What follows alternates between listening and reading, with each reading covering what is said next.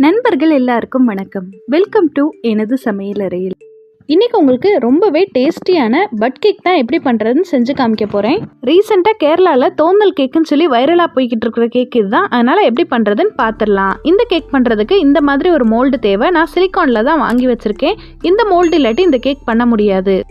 ஒரு குட்டி பவுல் எடுத்துக்கலாம். அதில் கரெக்டாக 2 டேபிள் ஸ்பூன் ஃப்ரெஷ் க்ரீம் சேர்த்துருக்கேன். நான் அமுல் பிராண்டு தான் ஃப்ரெஷ் க்ரீம் சேர்த்துருக்கேன். நீங்கள் எந்த பிராண்ட் வேணாலும் சேர்த்துக்கலாம். இந்த ஃப்ரெஷ் க்ரீமை கீழே ஒரு பாத்திரத்தில் சுடுதண்ணி வச்சுட்டு டபுள் பாயிலிங் மெத்தட் மூலமாக ஹீட் பண்ணி எடுத்திருக்கேன். இதில் 2 டேபிள் ஸ்பூன் டார்க் காம்பவுண்ட் உள்ளே சேர்த்துருக்கேன். உங்ககிட்ட டார்க் காம்பவுண்ட் இல்லாட்டினா டைரி மில்க் கூட உள்ளே சேர்த்துக்கலாம். ஃப்ரெஷ் க்ரீம் சூடாக இருக்கிறனால நம்மளோட டார்க் சாக்லேட் ஈஸியாகவே மெல்ட் ஆகி கிடச்சிருச்சு பாருங்கள். இது ஒரு சைடு இருக்கட்டும். ஒரு மிக்சி ஜாரில் 3/4 கப் சுகர் உள்ளே சேர்த்து நல்லா பவுடர் பண்ணி எடுத்துக்கலாம். பாருங்க, ரொம்பவே நைஸாக பவுடர் ஆயிடுச்சு. இது ஒரு சைடு இருக்கட்டும். ஒரு பவுல் எடுத்துக்கலாம். அது மேலே ஒரு சல்லடை வச்சுக்கோங்க. 1 கப் மைதா உள்ளே சேர்த்துருக்கேன். அடுத்ததாக 3 டேபிள் ஸ்பூன் கோகோ பவுடர் உள்ளே சேர்த்துக்கலாம். டேபிள் ஸ்பூனுக்கும் டீஸ்பூனுக்கும் டிஃப்ரென்ஸ் இருக்குது. மெஷரிங் கப் இல்லாட்டினா உங்களால் கேக் கரெக்டாக செய்ய முடியாது. அடுத்ததாக 1 டீஸ்பூன் பேக்கிங் பவுடரும் 1/2 டீஸ்பூன் பேக்கிங் சோடாவும் உள்ளே சேர்த்துருக்கேன். கடைசியாக 1 பிஞ்ச் உப்பு உள்ளே சேர்த்துக்கலாம். சேர்த்துட்டு இதை நல்லா ஒரு 3 தடவை சூப்பராக சளிச்சு எடுத்துடலாம். பாருங்க, இதை 3 தடவை நல்லா சளிச்சு எடுத்தாச்சு. இது ஒரு சைடு இருக்கட்டும். ஒரு மிக்சி ஜார் எடுத்துக்கலாம். இந்த மிக்சி ஜாரில் 4 முட்டைகள் உள்ளே சேர்த்துக்கலாம். பீட்டர்லாம் யூஸ் பண்ணாமல் மிக்சியிலே அரைச்சி எடுத்துடலாம். 4 முட்டைகள் சேர்த்தாச்சு. அடுத்ததாக 1 டீஸ்பூன் வேனிலா எசன்ஸ் சேர்த்துக்கலாம். அதே 1 டீஸ்பூன் லெமன் ஜூஸை உள்ளே சேர்த்துக்கலாம். இது ரெண்டையும் கிட்டத்தட்ட ஒரு 40 செகண்ட் விடாமல் மிக்சியில் அடித்து எடுத்துக்கலாம். நல்லா நுர வர்ற மாதிரி அடித்து எடுத்துக்கலாம். பாருங்கள், சூப்பராக அடித்து எடுத்தாச்சு. இதில் மிக்சியில் நம்ம பவுடர் பண்ணி வச்சுருக்கிற சுகரை உள்ளே சேர்த்துடலாம். இதையும் சேர்த்துட்டு கிட்டத்தட்ட ஒரு 20 செகண்ட் நல்லா மிக்சியில் அடித்து எடுத்துக்கோங்க. பாருங்கள், அடித்து எடுத்தாச்சு. இதில் இப்போது 1/2 கப் ரீஃபைண்ட் ஆயில் உள்ளே சேர்த்துக்கலாம். ஸ்மெல் இல்லாத எந்த ஆயில் வேணால் உள்ளே சேர்த்துக்கலாம். இது உள்ளே சேர்த்ததுக்கப்புறமா ஒரு 20 செகண்ட் நல்லா அடித்து எடுத்துக்கலாம். பாருங்கள், அடித்து எடுத்தாச்சு. இதை அப்படியே ஒரு பவுலுக்கு மாற்றிடலாம். இது மாற்றினதுக்கப்புறமா நம்ம ஏற்கனவே மிக்ஸ் பண்ணி வச்சுருந்த டார்க் காம்பவுண்டும் ஃப்ரெஷ் க்ரீமையும் உள்ளே சேர்த்துக்கலாம். உள்ளே சேர்த்துட்டு இதை நல்லா மிக்ஸ் பண்ணி விட்டுக்கோங்க. இப்படி மிக்ஸ் பண்ணுறதுனால நம்மளோட கேக் நல்ல ஒரு டார்க் கலராக கிடைக்கும். இப்போ நம்ம ஏற்கனவே சளிச்சு வச்சுருந்த பவுடரை கொஞ்சம் கொஞ்சமாக சேர்த்துட்டு இதை நல்லா மிக்ஸ் பண்ணிக்கலாம். ஒரு வயர் விஸ்க் யூஸ் பண்ணிங்கன்னா கட்டிகள் விழுகாமல் நல்லா மிக்ஸ் பண்ணிக்கலாம். நான் கொஞ்சம் கொஞ்சமாக சேர்த்து மிக்ஸ் பண்ணதுக்கப்புறம் காமிக்கிறேன்.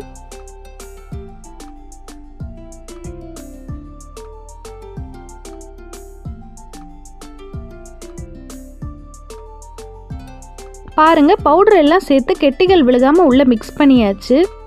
ஒரு ஸ்பேச்சுலா யூஸ் பண்ணி இப்படி பெரட்டி விட்டோம்னா கட்டிகள் ஏதாச்சும் இருந்துச்சுன்னா அதுவும் கரைஞ்சிரும்.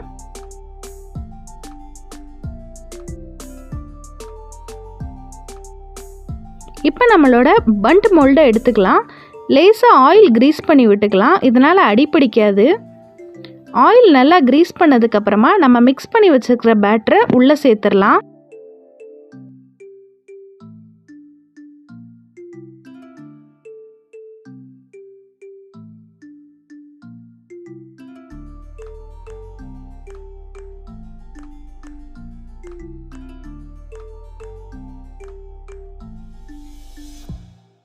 சேர்த்ததுக்கப்புறமா லேசாக இப்படி தட்டி கொடுத்தீங்கன்னா பபிள்ஸ் ஏதாச்சும் இருந்துச்சுன்னா வெளியே வந்துடும். இது ஒரு சைடு இருக்கட்டும். ஒரு குக்கர் எடுத்துக்கலாம். அது மேலே ஒரு ரிங்கோ இல்லாட்டி ஏதாச்சும் ஒரு ஸ்டாண்டு மாதிரி இருந்தால் அதை உள்ளே சேர்த்துக்கலாம். சேர்த்துட்டு நான் இப்போ ஒரு பிளேட் வச்சுருக்கேன். வச்சுட்டு ஒரு 5 நிமிஷம் மீடியம் ஃப்ளேம்லேயே ப்ரீஹீட் பண்ணிக்கலாம். கேஸ்கெட் இருக்கட்டும். குக்கரோட வெயிட் மட்டும் எடுத்துகிட்டு ஒரு 5 நிமிஷம் ப்ரீஹீட் பண்ணி எடுத்துடலாம்.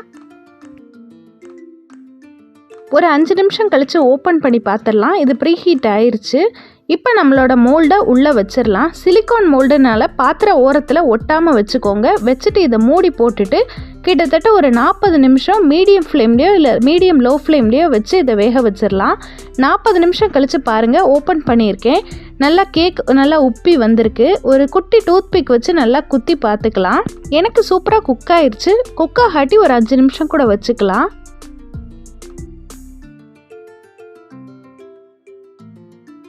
இதை அப்படியே கை சுடாமல் பார்த்து எடுத்துட்டு நல்லா ஆற வச்சிடலாம். ஆற வச்சதுக்கப்புறம் டீமோல்ட் பண்ணி எடுத்துக்கலாம்.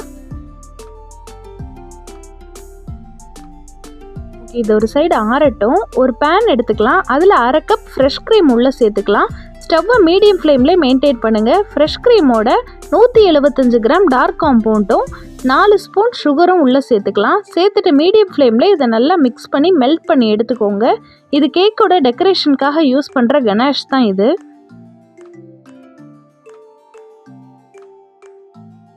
பாருங்கள், நம்ம டார்க் காம்பவுண்ட் ஃபுல்லாக நல்லா சூப்பராக மெல்ட் ஆயிருச்சு. இந்த ஸ்டேஜில் 2 டேபிள் ஸ்பூன் பட்டர் உள்ளே சேர்த்துக்கலாம்.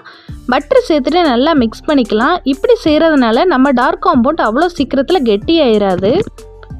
பாருங்கள், பட்டரும் நல்லா மெல்ட் ஆயிருச்சு. இதை வேற ஒரு கிளாஸ்க்கு மாற்றிடுங்க. 3/4 அளவு மட்டும் மாற்றினா போதும். 1/4 அந்த பேன்லேயே இருக்கட்டும். இதை ஒரு சேஞ்ச் பண்ண வேண்டியது இருக்குது.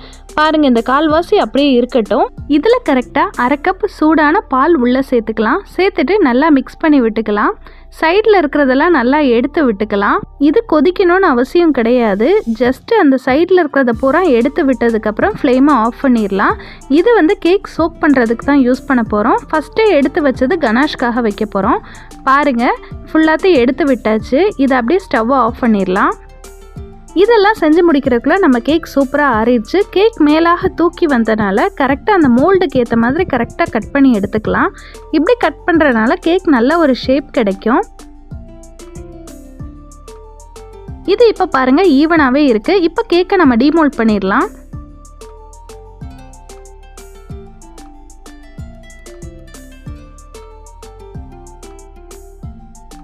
சிலிக்கான்னால ரொம்பவே ஈஸியாகவே டீமோல்ட் ஆகி கிடச்சிரும்.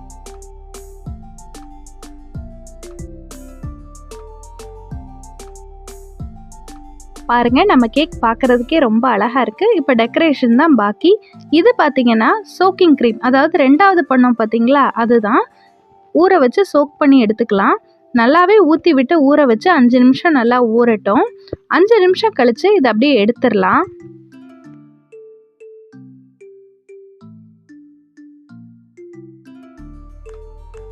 இப்போ கரெக்டாக 5 நிமிஷம் ஆயிடுச்சு. இந்த ஓரமாக இந்த லிக்விடை பூரா ஓரமாக வடித்து எடுத்துக்கலாம். வடித்து எடுத்ததுக்கப்புறம் திரும்ப ஒருக்க ஊற்றி சோக் பண்ணி எடுத்துக்கலாம். இப்படி பண்ணுறனால நம்மளோட கேக் ரொம்பவே ஜூஸியாக இருக்கும். இன்னும் ஒரு 5 நிமிஷம் நல்லா ஊறினதுக்கப்புறமா இதையும் தனியாக ஊற்றி வச்சுக்கலாம். இனி இந்த லிக்விட் தேவையில்லை. இதை வச்சு நீங்கள் பால் கூட போட்டுக்கலாம். ஒரு மில்க் ஷேக் டேஸ்ட் கிடைக்கும். நல்லா ஊறின கேக்கை ஒரு 10 நிமிஷம் ஃப்ரிட்ஜில் வச்சதுக்கப்புறமா ஒரு டர்ன் டேபிளில் வைக்க போகிறோம். அதுக்கு கீழே ஒரு பிளேட் வச்சுக்கோங்க. அடுத்து நம்ம கேக்கை பதறாமல் அழுங்காமல் குலுங்காமல் வைங்க. இல்லாட்டினா ஜூஸியாக இருக்கிறனால உடைய வாய்ப்பு இருக்குது. இப்போ வச்சாச்சு. அடுத்ததாக நம்ம ஃபஸ்ட்டு பண்ண கனாஷை உள்ள சைட் பை சைடு ஊற்றி விட போகிறோம். பாருங்கள், நான் ஒரு சைட்லேயும் தான் ஊற்றி விடுறேன். ஒரேடியாக ஊற்றிடக்கூடாது, ரொம்ப நிறையாவும் ஊற்றிடக்கூடாது, கீழே ஒழுகி வடிஞ்சிடக்கூடாது. லைட்டாக அப்ளை பண்ணணும். அப்போ தான் அது பார்க்குறதுக்கு ஒரு சூப்பரான லுக் கிடைக்கும். பாருங்கள், இப்போ ஃபுல்லாக அப்ளை பண்ணியாச்சு. தோனல் கேக் ரெசிபியில் ஸ்ட்ராபெரிஸ் சேர்த்துருந்தாங்க. நம்மக்கிட்ட ஸ்ட்ராபெரிஸ் கிடைக்காதனால நான் இன்றைக்கி செரி வச்சு தான் டெக்கரேட் பண்ணுறேன். கடையில் 10 ரூபா பாக்கெட் செரி கிடச்சிச்சு. அதை வச்சு நான் பாருங்கள் வரிசையாக டெக்கரேட் பண்ணியாச்சு. இதே செரியை கீழே சைட்லேயும் வச்சு கொடுத்துடலாம். ஒரு எண்ட்லேயும் வைக்கிறனால அது பார்க்குறதுக்கு ஒரு நல்ல லுக் கிடைக்கும்.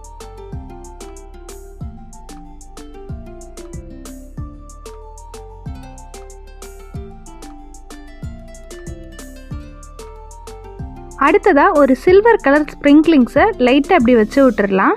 இதெல்லாம் ஆப்ஷனல் தான். வைக்கணுங்கிறவங்க வைக்கலாம், வைக்காதவங்க விட்டுடலாம். பாருங்கள், அது பார்க்குறதுக்கு ஒரு அழகான ஒரு லுக் கொடுக்குறனால வைக்கிறேன். ஒரு லீஃப் லுக் இருக்கணுன்றதுக்காக கொஞ்சம் புதினா இலையை ஒரு அழகுக்காக வைக்கிறேன். அவ்வளோதான் நம்மளோட கேக் ரெசிபி. நீங்களும் இந்த கேக்கை ட்ரை பண்ணி பார்த்துட்டு எப்படி இருக்குன்னு மறக்காமல் கமெண்ட்ஸில் சொல்லுங்கள். என் சேனலுக்கு சப்ஸ்கிரைப் பண்ணி மறக்காமல் உங்கள் சப்போர்ட்டையும் கொடுங்க. உங்களுக்கு ஏதாச்சும் ஸ்பெஷலாக ரெசிபி வேணுனாலும் கேளுங்க, அதையும் செஞ்சு காமிச்சிடலாம். இன்னொரு சூப்பரான ரெசிபியுடன் சந்திப்போம். Until then, tata bye bye, see you from எனது சமையலறையில்.